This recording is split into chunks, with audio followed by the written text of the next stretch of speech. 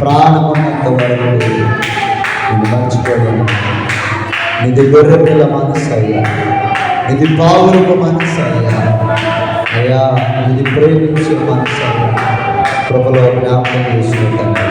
మనందరూ మనం ప్రార్థన చేద్దాం. హల్లెలూయా, హల్లెలూయా, హల్లెలూయా. దేవుడు మనల్ని ప్రేమించి గత ఆదివారం నుంచి ఆదివారం వరకు నన్ను కలిగిన భద్రపరిచిన దేవాలయం చేతులపైన ప్రభు స్తోత్రం కదా. హల్లెలూయా.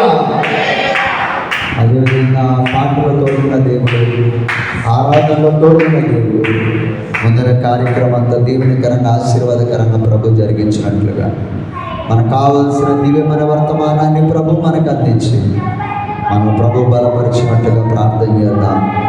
మన మధ్యలో ఉన్న సహోదరి లక్ష్మక్క ప్రార్థన చేస్తారు. మనందరం కూడా ఏకీభవిద్దాం.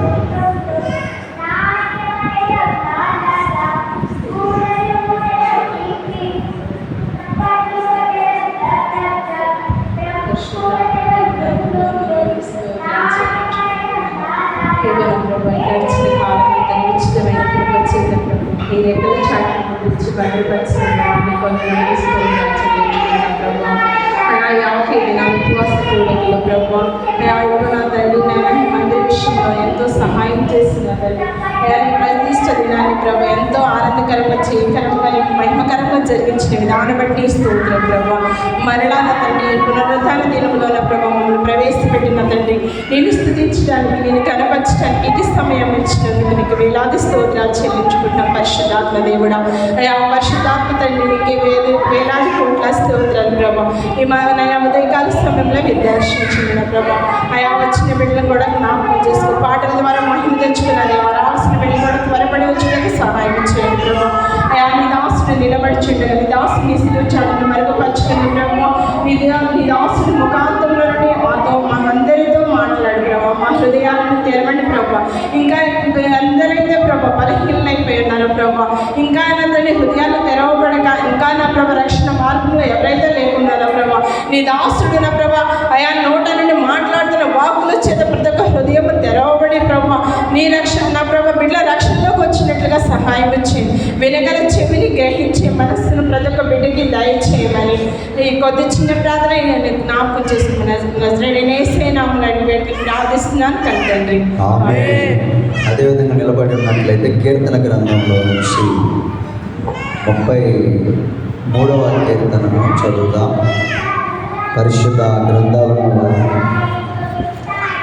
34 అండి, 34వ కీర్తనను మనం చదువుదాం. పరిశుద్ధ గ్రంథం 1 నుంచి 22 వచనాలు ఉన్నాయి. మన మధ్యలో ఉన్నటువంటి సహోదరి స్ఫూర్తి చదువుతుంది. మనము 2వ వచన భాగాన్ని చదువుతాం.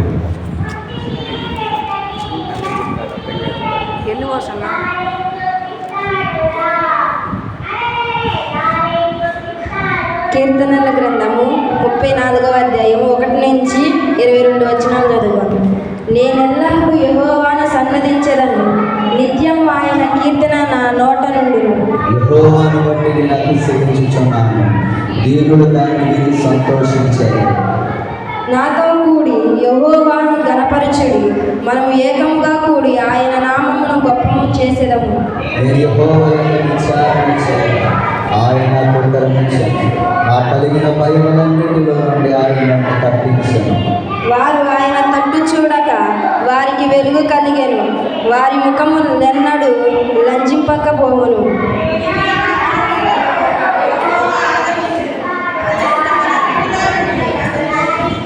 యెహోవా యందు భయభక్తులు కలిగిన వారి చుట్టూ ఆయన దూత కావలి ఉండిరి, వారిని రక్షించును.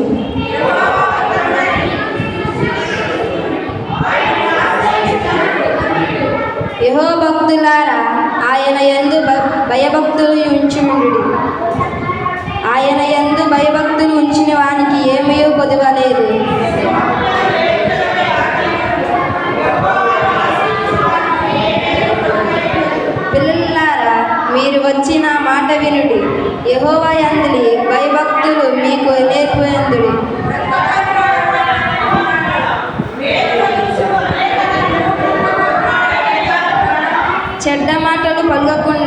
నీ నాలుకను కపటమైన మాటలు పలుకకుండా నీ పెదవులను కాచుకొనుము.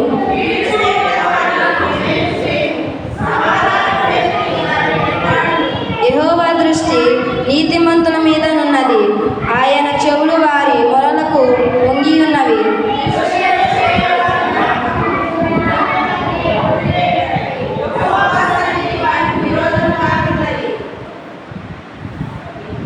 నీతిమంతులు మొరపెట్టగా యెహోవా ఆలకించును, వారి శ్రమలన్నిటిలో నుండి వారిని విడిపించును.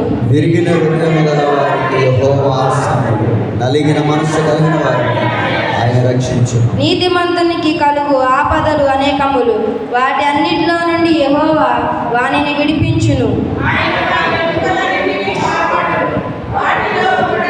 విరిగిపోదు. చెడుతనము భక్తిహీనులను సంహరించును, నీతిమంతుని ద్వేషించు వారిని అపరాధములుగా ఎంచబడుదురు.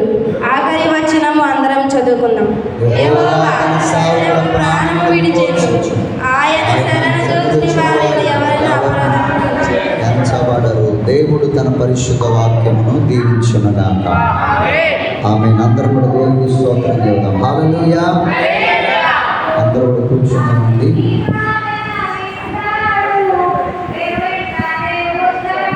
దేవుని ఘననామానికి మహిమ కలుగునుగాక.